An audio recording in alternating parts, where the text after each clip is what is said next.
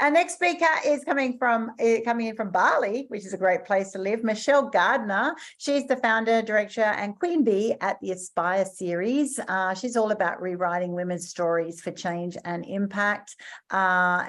She's just a powerhouse. For more than 15 years, she worked with child protection and now supporting children and young people and their families. And she's super passionate about just raising the aspirations of women. Don't you love that phrase? Raise your aspirations. You want to aspire for greatness, for yourself personally, and then that's going to flow out through your communities and through everybody that you share with. So welcome, Michelle. Thanks, Annie. I'm actually in Greece at the moment. In Greece? Not in Bali, you're in Greece. Oh, well, there you go. Fantastic. Welcome from Greece. Thank you. But yes, usually I'm in Bali, and I was thinking of the synchronicities as Kimberly was speaking because the word aspire came to me after spending years and years and years advocating to raise the aspirations of children and young people in the out-of-home care sector.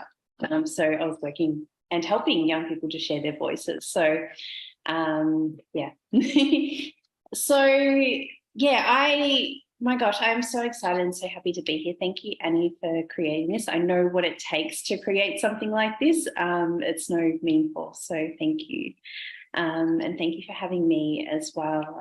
As you mentioned, I am the founder and director of the Aspire series and also 55 Faces, which was an offshoot, which I'll share a little bit about how that came about and how it came into life and being. Aspire has become a global platform for women leading change and impact, and through the lens of connection, expression, and leadership. And story forms a huge part of how that has come into being as well. My background is in social work and also collective narrative therapy as well. So I love the theme of grit and grace. It resonates in so many ways. I was actually researching grit and what the term actually means, and it was talking about it being a personality trait to do with undeniable passion and perseverance, and despite conflicts and challenges and obstacles and distractions and all the things along the way, and how we still step up and work diligently on a task. And I was then thinking about grace and what grace symbolizes, and there wasn't a lot to say about it, but the thing that came to me was around the sentence, through the grace of God, and that really resonated. And it really resonated with my journey, especially over the last couple of years, and how both flow through us, and that they're a source of energy that channel through us so that we can create in the world. As mentioned, I have been living in Bali for 3.5 years. I am an Aussie. I'm from Melbourne originally. And yeah, I'll share a little bit about the story about how I ended up in Bali, in Ubud, for those who are familiar with Bali. And in Balinese philosophy, they have a concept called taksu, which is about how creation comes into being. And it's basically this sense that there is something in the universe, in whatever it is that you believe in, that then comes down to you, and it's planted in your heart.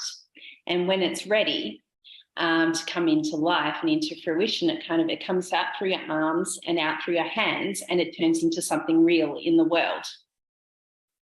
So it's like the universe plants a vision in our heart that we then get to choose when we bring that into fruition in the world.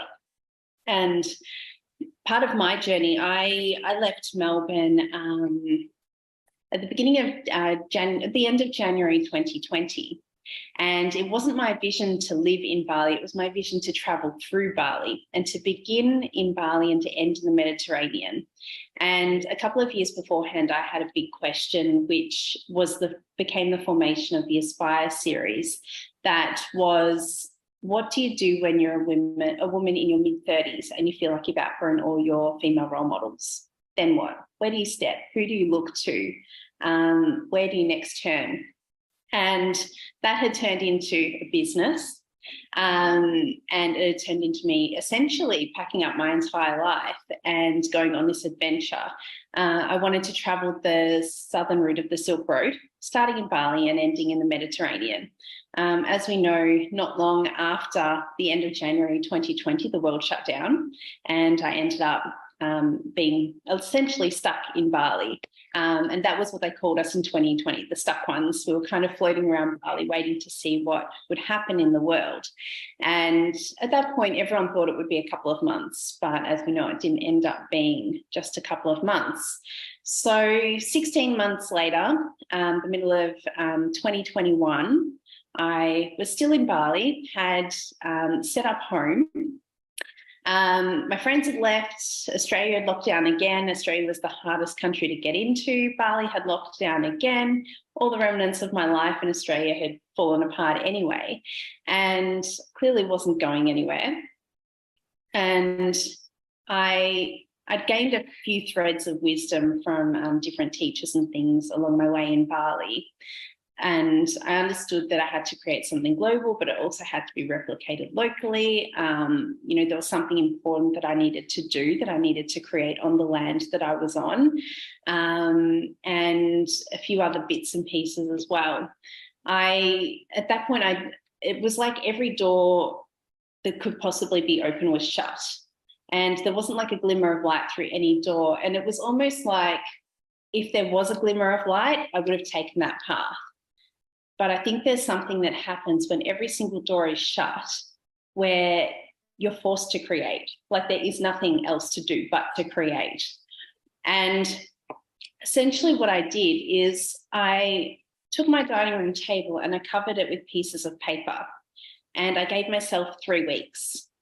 And I decided that I would reflect, I would write, I would reflect, I would pray, I would ask for clues, I would ask for guidance, all these things, and just see what came through and what wanted to come into being.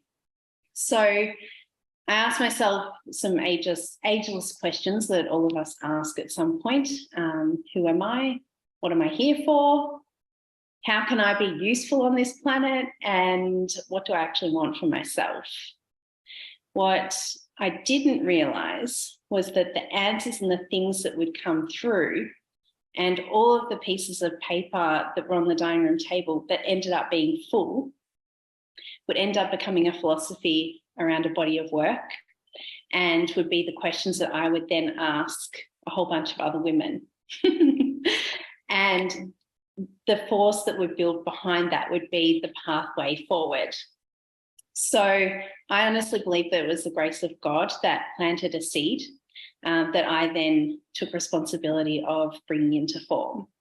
So the thing that came out was 55 Faces, which was essentially me sharing the stories of 55 women, one story a day for 55 days, and each woman was answering those same 3 questions. This is who I am in the world.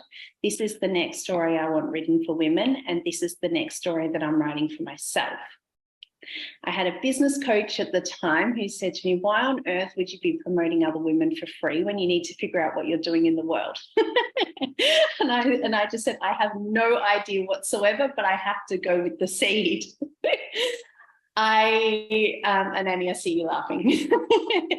I have that same problem. You get it. I didn't understand how it would all come together. I didn't understand how it would be the driving force. I didn't understand how it would end up contributing to social impact and change, which is what I'm most passionate about. I didn't get that I would end up doing my master's in narrative therapy and community work, but somehow the momentum was what allowed all of the other pieces to fall into place. So I left Australia with a hypothesis and a question to study, which now that I'm in the Mediterranean is actually all starting to land and make sense.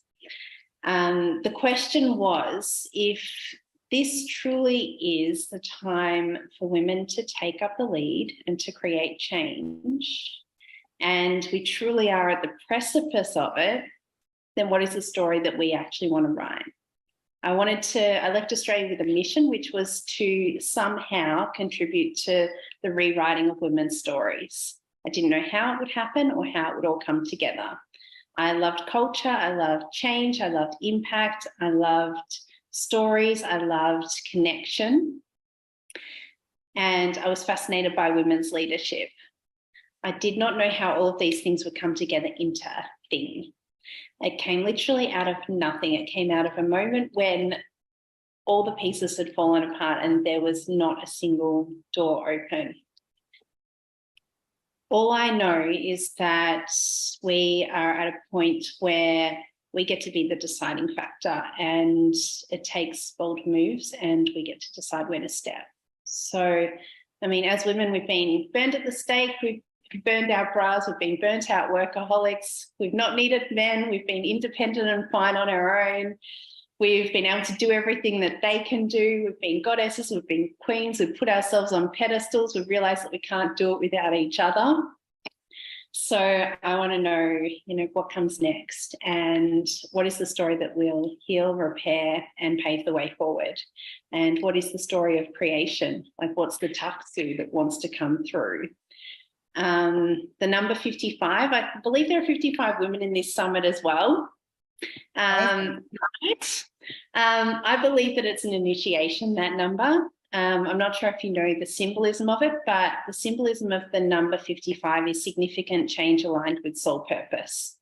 So I believe that it is the initiation of the change maker, that number. And I don't think that it comes to every single one of us, but I believe that for those of us that it does come to, that we have a responsibility to act on it. And yeah, I left Australia with a mission, and it was meant to start in Bali. It was meant to end in the Mediterranean.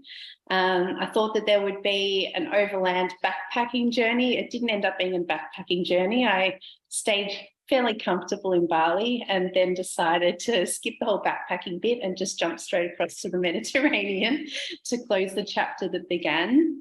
And just very recently, there's been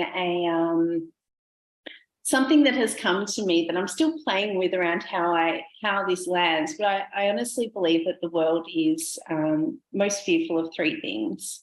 And I think the first one of those is a woman who is fully attuned to herself and her power. The second one is a woman who knows how to use her voice. And the third one is a woman who is bold in enacting both of those things. And I believe that the world is fearful of those things because that is what the change will be, and how it will come about through those things.